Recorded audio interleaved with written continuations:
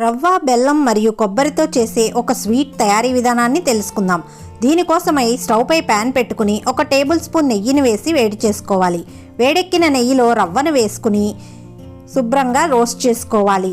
ఈ రవ్వ బొంబాయి రవ్వ, దీన్నే సూజీ అని కూడా అంటారు. మంచిగా రోస్ట్ అయిన ఈ రవ్వని ఒక ప్లేట్లోకి తీసుకోవాలి.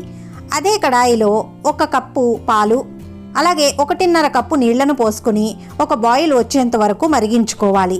ఇలా మరుగుతున్న వీటిలో ముందుగా రోస్ట్ చేసుకున్నటువంటి రవ్వని కొద్ది కొద్దిగా వేస్తూ కలుపుతూ మొత్తమంతా వేసి కలుపుతూ ఉడికించుకోవాలి. రవ్వ ఉడికి దగ్గర పడిన తర్వాత తురిమిన బెల్లాన్ని 1 కప్పు వేసుకుని బెల్లమంతా కరిగే వరకు కలుపుతూ ఉడికించుకోవాలి. తర్వాత 1/2 కప్పు తురిమిన కొబ్బరిని కూడా వేసుకుని దీన్ని కూడా కలుపుతూ ఉడికించుకుని కొద్దిగా యాలకుల పొడిని వేసి బాగా కలుపుకొని కొద్దిగా నెయ్యిని కూడా వేసి కలుపుకోవాలి. ఆ తర్వాత స్టవ్ ఆపేసి దింపి సర్వ్ చేసుకోవటమే. ఇంతేనండి, ఎంతో హెల్దీ అయిన కమ్మని స్వీట్ రెడీ అయిపోయింది. ఇక సర్వ్ చేయటమే.